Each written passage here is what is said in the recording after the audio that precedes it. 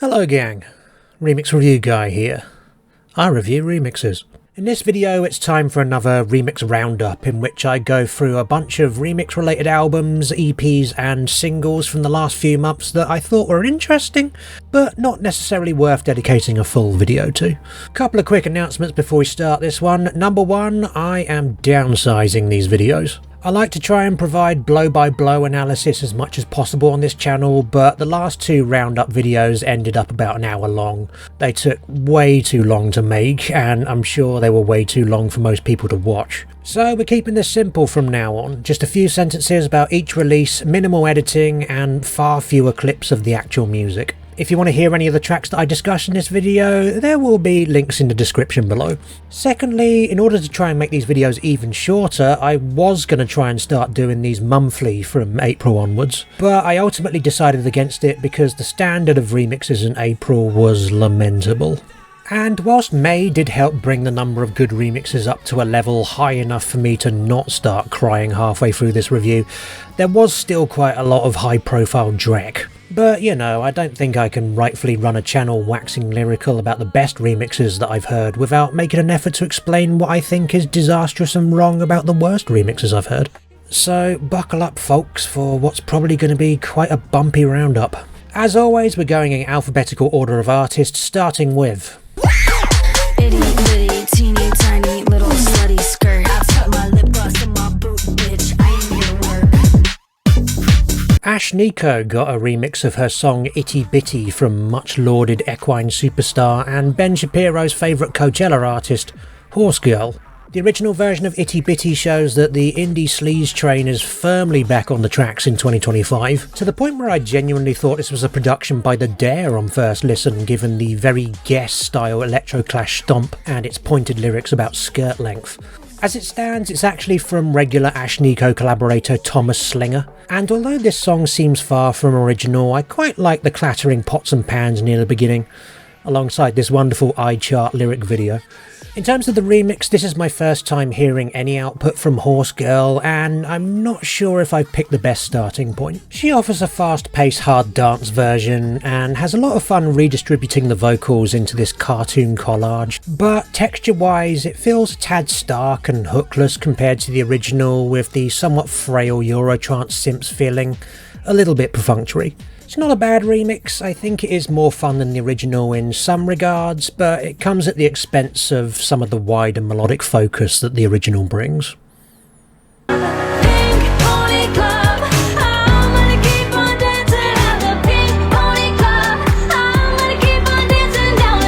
I feel like the internet has already collectively done an autopsy on this Chainsmokers remix of Pink Pony Club, with the diagnosis being that they took one of the most beloved coming out songs of the 2020s and gave it the most 2014 hetero EDM energy possible. No argument there, but I'd also like to add that the songwriting and composition of the original is pretty damn layered and nuanced, with numerous well-placed shifts in energy that advance the narrative, plus lots of great production details culminating in that guitar solo. The Chainsmokers ignore all of that and literally just use Roan's vocals as a lead up to the most dime a dozen, dead behind the ears testosterone drop they can muster. It literally feels like it could have been any vocals that they used here and the effect would have been the same. And I should mention at this point that this technically isn't an official remix, so normally I wouldn't even bother covering something like this. But it seems that the Chainsmokers have been doing this a lot over the last year. Just cribbing vocals from the most popular current hits, slapping them onto a completely apathetic EDM backing, and then uploading them to their 22 million subscriber YouTube channel. It just feels like the most incredibly lazy way to give their tracks a clout that they just don't deserve. It's almost like musical clickbait. I'm not a sacred cow kind of guy. I reckon it would be possible to remix this song both imaginatively and sensitively, but the Chainsmokers don't even try. This might work in a club, but they have taken anything remotely pink out of it, and all that's left is pony.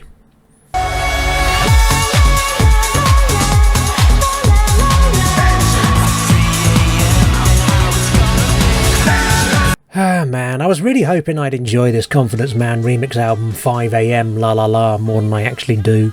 They're a group who seem to have a lot of fans and a lot of critical success, but even though I quite enjoy some of their melodies and their ear for layering, I just can't get past the overly reverential 90s rave sound and the forced sassiness of the vocals. So when I heard that this remix accompaniment to their last album 3am La La La would contain contributions from the likes of Orbital, King Gizzard, Fukakas and more, I thought this would be ample opportunity to hear the conman sound twisted into some interesting new directions. Instead, every remixer doubles down on the 90s rave vibe with an entirely predictable palette of old school breaks, M1 organ 2s and speed garage bass lines. There are a couple of remixes that I would shout out here, particularly Jimmy Cauty of the KLF remixing the title track, as his version just has a much warmer, more homogenised feel to the production, even if he does use the Ancients of Mu vocal sample maybe a tad too often. And even though they're outside of rock mode, the King Gizzard and the Lizard Wizard remix similarly has a slightly more unified DNA to it, particularly with its somewhat distinctive DIY drums. But yeah, whilst I'd say about half of 5am improves upon the original compositions, overall this collection just feels stiflingly nostalgia focused and something of a missed opportunity as a result.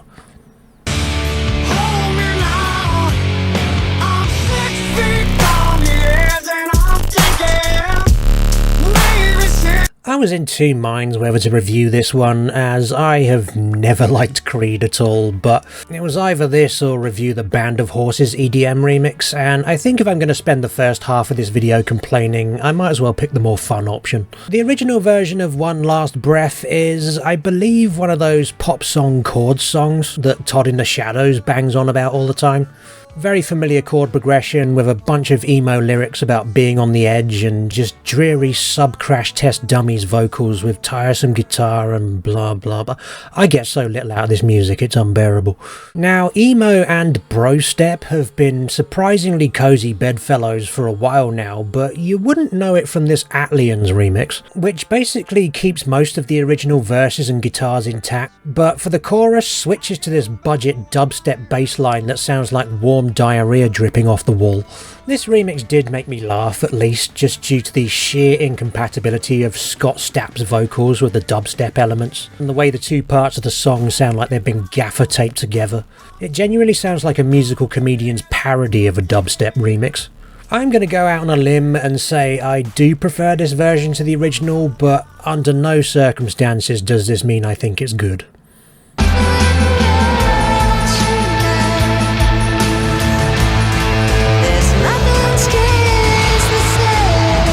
The Dandy Warhols offering up a slightly belated 30th anniversary celebration with Rock Remaker, a 5-track EP of remixes from their last album 2024's Rockmaker. This is pretty much the first time I've listened to the Warhols since their breakthrough hit Bohemian Like You, and whilst I can't say I found there to be too many surprises in the matured version of slacker rock that they present here, it's an album that ticks along nicely enough, with the occasional light industrial element and regular snippets of spoken word nonsense.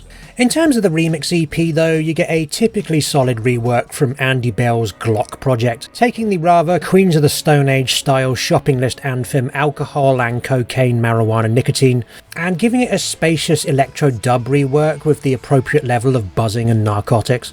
Elsewhere, Jags Kuna takes the fanfare cheeseburger of Root of All Evil and just beefs it up a little bit with his new bass version, making the overall vibe just a little more crispy. The standout of this EP for me is its centrepiece, the remix of Debbie Harry collaboration I Will Never Stop Loving You by A Place to Bury Strangers.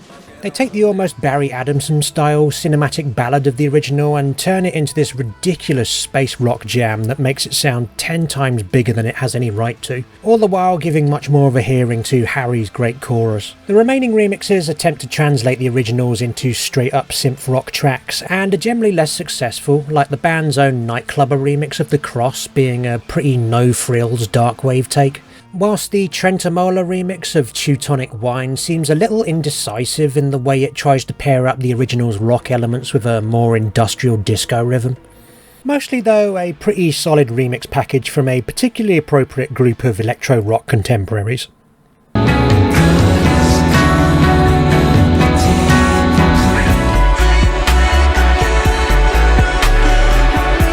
The 3 remixes of DIIV I reviewed in my last roundup have finally been collected into a full remix EP, alongside a new remix of their song Fender on the Freeway by German dub artist Minor Science. The original gives DIIV's standard shoegaze vibe, and the Science Miners here do a great job of teasing it out into this big-scale cityscape dub track, with a strident bass line and a whole lot of measured twinkling.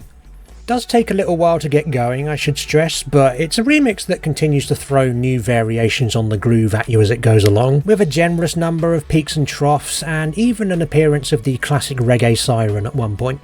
But yeah, great addition to the DIIV remixes, this one. Maybe not quite up there with one or two of the others in terms of being a favourite of mine, but this final version has a distinctive ethereal vibe to it and is well worth checking out.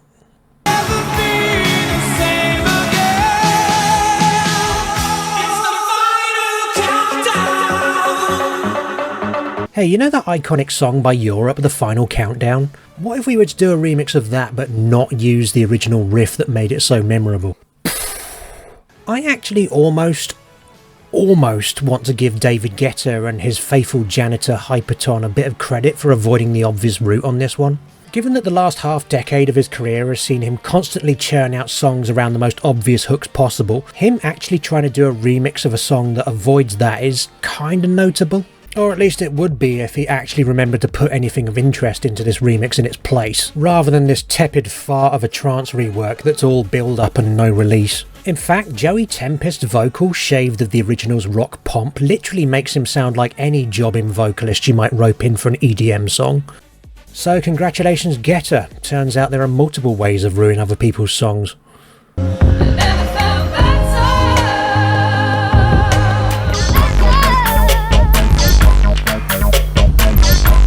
Here's a bit of a strange one. Everything Is Recorded is a project in which XL Recordings head honcho Richard Russell has been effectively getting his DJ Khaled on and bringing a bunch of disparate artists together for some collaborative jams. The original song here, Never Felt Better, features Florence Welch of And the Machine fame and Sampha of Sampha fame, singing over what effectively sounds like a boiled down version of Massive Attack's Teardrop beat with some very healthcare sounding piano chords. It actually makes for a pretty compelling duet, with Sampha's smoky croon opening out the song before Florence comes in with her relentless vibrato, like she's Christina Aguilera on Lady Marmalade.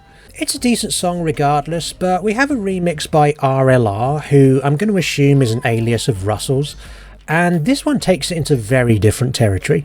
It's built around a very strange drum pattern that sounds like it could pass for half step or full step, maybe even a quarter step in its tempo, whilst Florence and Sampha's vocals are chipmunked into a largely clipped percussive roll, around which some spoken word musings about beats have been thrown in, courtesy of New York DJ and rapper Kid Capri. Throw in some loose 303, a bit of fuzz bass and some highly transposed fragrance of the original piano, and you've got a bizarre beats workout that, whilst its utility isn't entirely clear, it's pretty damn compelling nonetheless.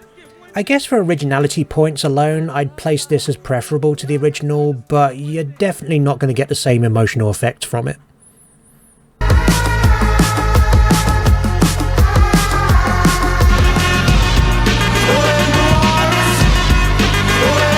Jimmy Cauty back to save the day again, this time with a remix for much hyped indie rock band Fat Dog. The original track here, Peace Song, definitely seems to be tapping into that noughties rock vibe, perhaps not too dissimilar to the Wombats. But the melodic touches here are pretty swish, from the ghost town style banshee choir that opens the song, to the post-apocalyptic keyboards on the chorus that build in a manner that's very measured and dramatic, only to then brilliantly whimper out at the bridge. Cauty's remix, delightfully titled A Riot in Sydenham Bus Depot Tower Block 1 Mix, takes the melodic elements from the original and wisely builds itself around them, creating this rather pleasing 90s hip-hop style instrumental resplendent with scratched air raid sirens. It's underpinned with a relatively untreated amen break, which, really? 2025 and we're still flogging that unroyaltied horse? But that minor gripe aside, this is another great quality remix that straddles the divide between modern day and 90s nostalgia with great aplomb, and it's a cut above the original for me as a result.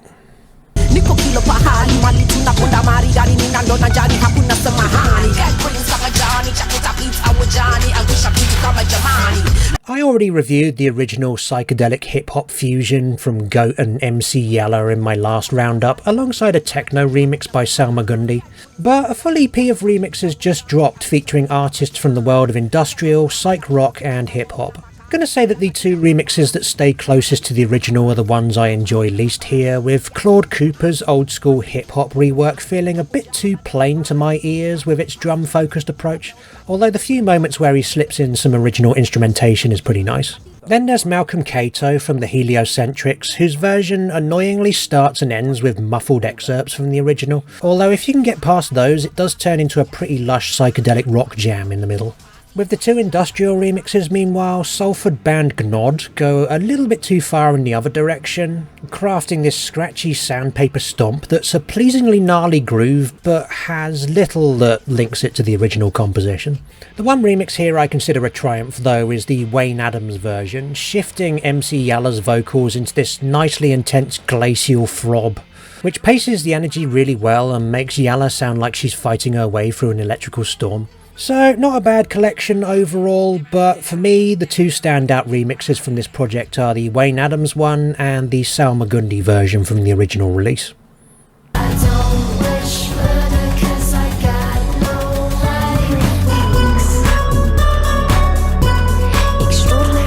Emerging rock artist Heartworms gets an appropriately moody synth-pop remix from Laurie Vincent of the band Soft Play. The original song Extraordinary Wings is a very impressive, gently building goth rock number, reminding me a bit of The Cure in its composition and of PJ Harvey in its singing. The vocal presence from Heartworms here is particularly commanding, and it all builds up to this fantastic chant towards the end that's both ominous and catchy. Now, similarly to King Gizzard and Wet Leg, Laurie Vincent's remix continues this weird tradition I'm finding this year of rock artists actually doing dance remixes more interestingly and imaginatively than many actual dance artists. He shifts the vibe into a more compact synth pop number that keeps some of the unnerving vibes of the original but just deploys them more playfully overall. Sounds like it should be a misfit, but I think it works really nicely, and what it lacks in the gentle pacing of the original, it makes up for in a renewed sense of lightheartedness that tempers the melancholy really well. So, different but not incompatible moods on these two versions, but I personally think they're both equally worthy of your consideration.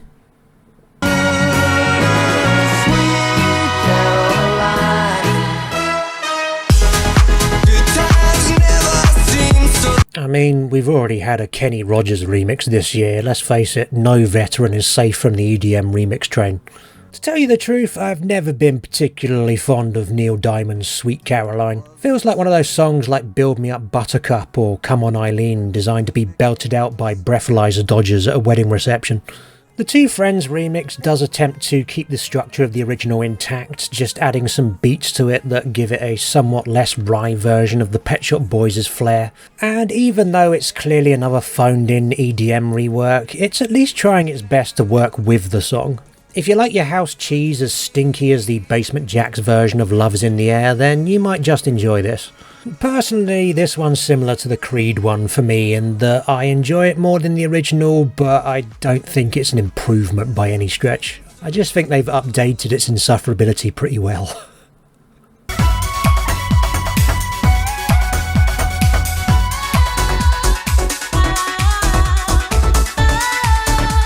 A reciprocal remix here as Confidence Man repay Orbital's favour on their 5am album with a remix of the legendary Brown album classic Lush. The original is classic Orbital, rave simps, strident breakbeat techno, and a highly memorable riff that sounds like a flute being sucked into a white hole. Con Man's take on it is quite predictably also very 90s in aesthetic, but more of a pop dance style, sprucing up the beat and the drops for a more sharp focused, digestible layman's version of techno. There are a couple of new elements that I quite enjoy, particularly the half-bar guitar sample that they add, but their decision to have Janet Planet sing the flute hook, replacing the original mysticism for the trademark Confidence Man obnoxiousness, kind of rubbed me up the wrong way on this one. Still, this is several rungs above several EDM remixes I've covered in this video, and whilst it doesn't fully nail it for me, I will say there are certain elements that I like partly more than the original. It's at least a fully committed remix that seems to understand the original source material quite well, so shout out to Conman for that. Just a disease.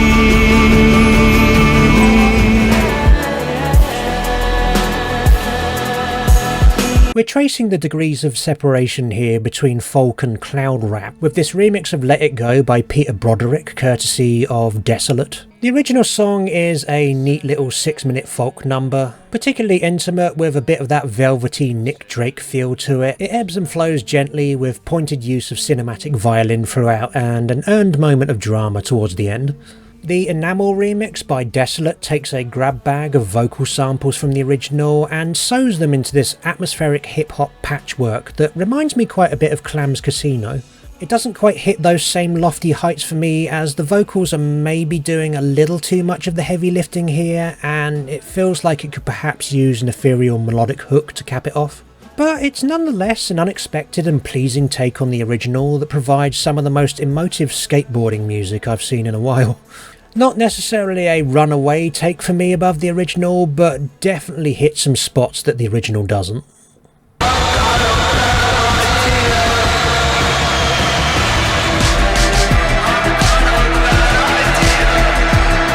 4 remixes of the aforementioned industrial goth rockers are placed bury strangers from the last few months that may or may not end up eventually being put into a compilation, we'll see. German electronic wizard Trentemöller takes the chaotic squeaky shoe jam Fear of Transformation and attempts to give it some order with late 90s acid breakbeat and an industrial motif that sounds like it's auditioning for the Matrix soundtrack. Serviceable, but lacks any real standout hooks or details to make it overly memorable. Similar problems are abound on the remix of Disgust by the wonderfully named Goblin Daycare, who engulf the wailing guitars of the original in an avalanche of breakbeat hardcore that is strident and fluffy, but again just seems to be missing a focal point that really hammers the results home. The 2 highlights for me are the remixes of Hurricane Noise Jam, A Bad Idea, with Data Animal providing the winning take for me by stripping things down to a measured torture dungeon of a beat with a 4-note bass line reminiscent of The Cure's early work, and much more precise use of the noisy elements of the track. Although close second for me is the KVB's version, a reciprocal remix which goes for a dramatic half-step punk suite that offers the most melodic reinvention out of anything here. So a solid batch of remixes, half of which stop short of blowing me away, but the 2 versions of Bad Idea are definitely good ideas.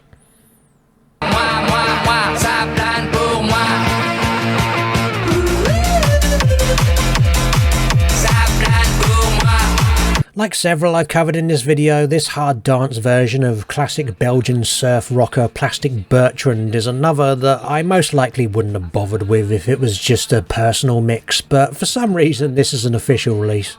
The original track, Ça Plane Pour Moi, is one of those "oh that song" tracks that you hear in a lot of films. Not an essential song in my book, but kind of iconic in its ubiquity. The remixers D.T.E and Deso Latee give it this pseudo-happy hardcore revamp, and although it's pretty low quality, it's quite a bit more fun than any of the other badly thrown together remakes we've been covering here. There's a childlike quality to the effect on the vocals, and the original guitar sounds pleasingly silly over this dumb as hell hard dance beat. Really, my one hang up with this remix is they should have gone more ridiculous with it. Maybe just push this into proper shitpost territory and really have fun with it. But it's comfortably in the so bad it's good category for me, so I'll give it a kinda rating.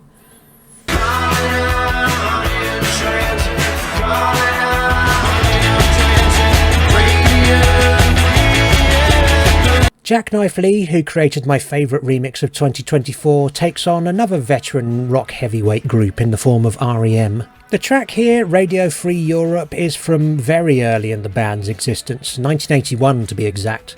The vibes on the original reside somewhere between The Clash and Buzzcocks for me, a driving layered punk groove. And while Stipe's vocals don't have quite the idiosyncratic flavour they would eventually develop, his distinctive tone is already established here. Now, like with his Modest Mouse remix, Jacknife Lee's version here sticks with the original's vibe but grafts it into a more bottom-heavy percussive version. It works well structurally in making this version simmer a bit more, building a bit of tension by holding off from the chorus for a bit longer, and rounding out the sound somewhat with a new bass line, a generous helping of cowbell, and some subtle use of synth throughout.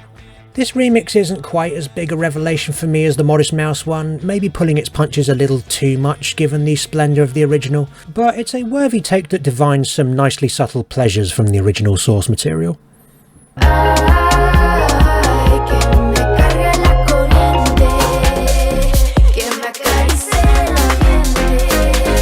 California artist Reyna Tropical released Malegria on La Oscuridad.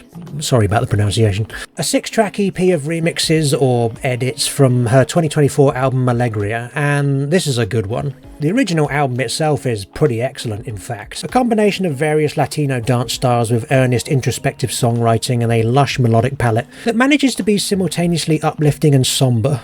The 6 remixes here largely bring out the club impulses of the songs more advertently whilst maintaining the original vibes, and whilst not all of them feel fully at home compared to the largely very solid source material, there are a few standouts. The Amante del Futuro remix of Connoisseur slows down the original's R&B into a pallid reggae vibe and pulls it off, giving it a tropical lovers rock feel that's beautifully warm and assertive. Then with the more EDM flavoured remixes, the Simon Mayher version applies a bit of Justice-style melodrama to La Mama, with its soaring keys contrasting nicely with a bit of a DIY-style synth-pop drum machine, giving the track a really nice tension between hard and soft. But it's the Sylvan Esso remix of Cartagena that takes the crown for me, shifting the vibe into a light-footed 2010s electro R&B groove that feels like a more sensual Jamie XX. Overall, a great EP of edits that really understands the emotional complexity of the original compositions and develops those impulses in creative but sensitive ways.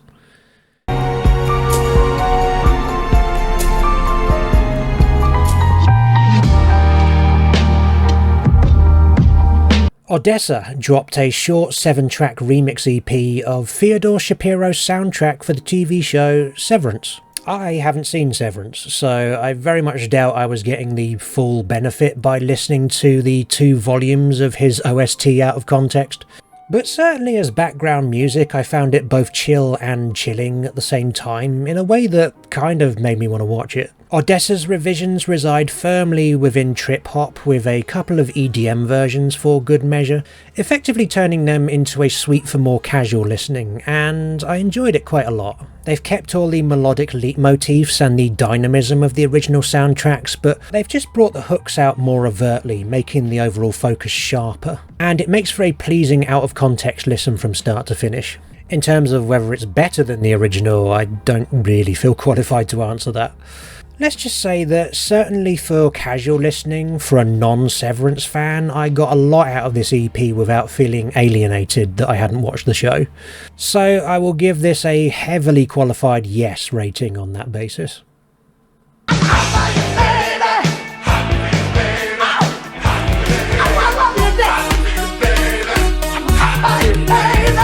Pet Shop Boys dropped a remix of Lost Tina Turner track Hot For You Baby last month.